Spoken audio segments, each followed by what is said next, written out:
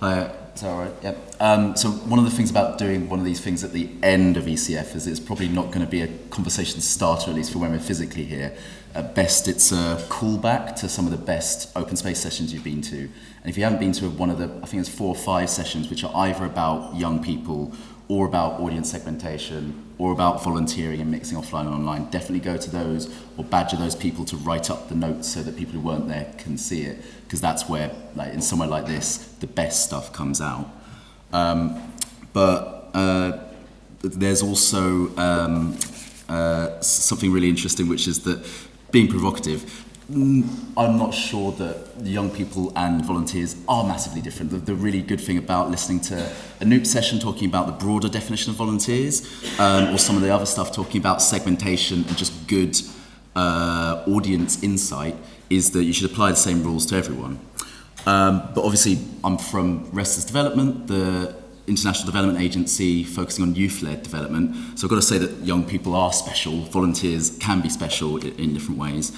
And that we think of that in a kind of not necessarily a Whitney Houston way, you know, God rest her soul, that they're people who might one day, if they're potentially used well, be really interesting, but that they are young people, not children, and they're leaders of change today. And that could be, in a sort of digital change-making way, because they're exceptional, inspirational leaders, whether that's Malala, who first started as an anonymous blogger in her region in Pakistan, whether it's Joshua Wong, who was the 17-year-old who kickstarted a lot of the Occupy Hong Kong movements on Facebook and the Chinese microblogging service Sina Weibo, or whether it's Fama Mohammed, who started as, I think it's right to say, a change.org petition, but then quickly brought traditional media like The Guardian into it. So it could be that they're super incredible individuals. It could be that generally they might not be the absolute sort of bleeding edge tech geeks like some of you guys who create the technology to enable open data and development and big data and those kinds of buzzwords. But they're definitely more likely to be the, and I'm not sure what I think of this term yet, but infomediaries, the people who are a bit more familiar with it and can be pushing access to that data and making sure people are using it. There's an example of our partners in Ghana, and on the right is where they've sort of teamed up with My Society and done their version of the UK, of turning the UK's Hansard record of parliamentary minutes into something that anyone in Ghana can actually search and use rather than being hidden in PDFs.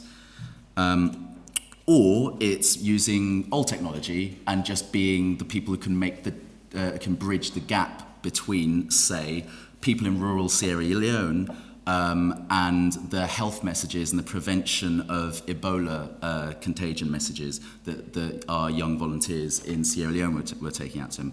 There's one thing there which is the sort of low-tech tech side of it. You know, there are hundreds of people out there spreading messages about how not to catch HIV or to fight for rights for your HIV access to medicines.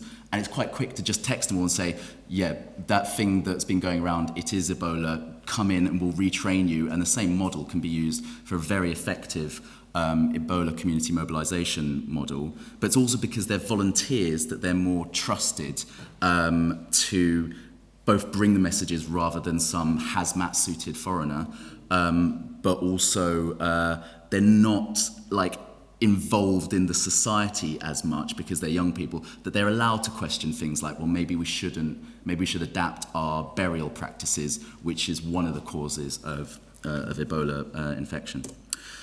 So in the UK, the specific thing that we've been looking at, and that I want to share some sort of mainly mistakes, was how to use young people in the UK to drive more support for tackling global poverty. And there is something different here as well. While there's been a few quite good reports that I'm sure I'll tweet a reading list about what the support amongst the general UK public and actually lots of other publics is for global poverty.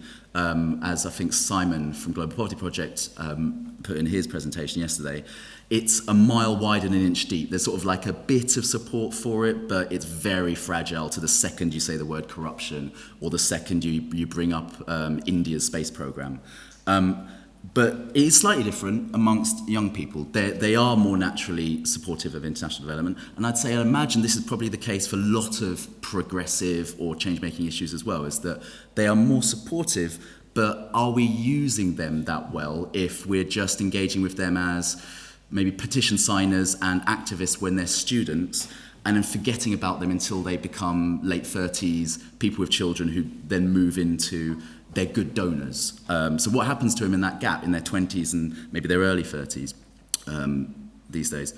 That we're not utilising this group that's been identified as inactive youth supporters.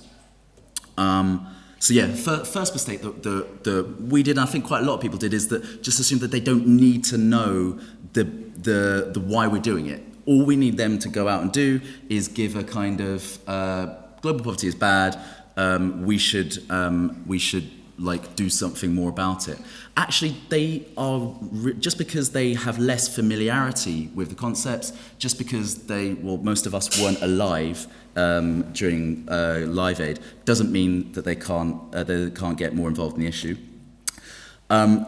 Recognise what's our job and what's the improvement of them being volunteers. These are very low-tech solutions, Moodle, online learning, and a site drop thing for getting volunteers to put their content in. But as long as we realise that we were supposed to provide the target and the expertise, they were the ones with the creativity and energy for it. That they're not going to be citizen journalists who produce amazing stories all of a sudden. They're the foot soldiers, and they want to, and they're effective because research shows that people are more persuaded by hearing something from someone like me, the trusted messenger.